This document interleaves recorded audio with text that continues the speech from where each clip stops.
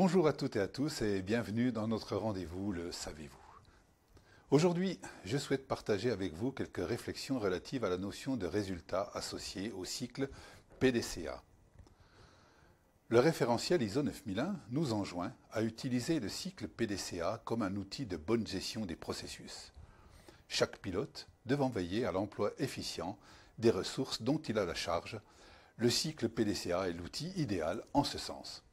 Cependant, une difficulté que l'on peut constater souvent dans le management des processus concerne la planification des résultats, le P de plan.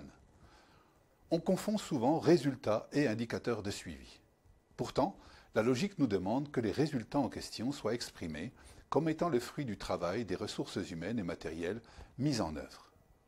Par exemple, dans un processus de production, il faut fabriquer un certain nombre d'objets pour optimiser l'emploi des ressources, mais il faut aussi que les objets soient conformes aux exigences spécifiées. Il faut donc des résultats en matière de quantité et de qualité. L'intégration de la qualité dans les métiers, exigence figurant à l'article 5.1.1 intitulé Leadership et Management, à l'alinéa C, devrait se traduire par une planification de résultats associant les deux composantes. Je propose pour cela d'utiliser la notion de prestation idéale. Une prestation idéale est un produit ou un service énoncé avec un ou plusieurs critères de qualité. Par exemple, un nombre de passagers transportés avec ponctualité, confort et sécurité. Par exemple, un nombre de clients accueillis dans des conditions de qualité définies. Par exemple, un chiffre d'affaires réalisé sans litige et sans problème de paiement. Par exemple, un transport d'objets arrivé sans casse et dans les délais convenus. On formulera le résultat planifié en ces termes, une quantité de prestations idéales. En ce qui concerne le résultat obtenu, le D de doux du cycle PDCA, celui-ci sera rapporté de deux manières. D'un côté, un nombre de prestations idéales effectuées et d'un autre côté, un nombre de prestations non idéales réalisées.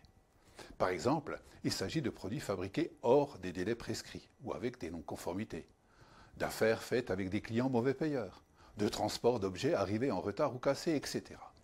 Le total des prestations idéales et non idéales est relatif à la capacité de production d'un processus, le nombre de prestations non idéales et le taux de non-qualité de la période écoulée.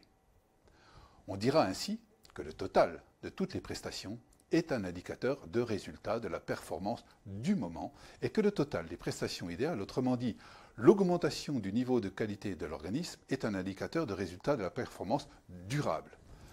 En effet, l'augmentation de la proportion de prestations idéales est un gage de pérennité. Les autres indicateurs éventuels ne sont que des informations relatives à la surveillance des performances du processus en question.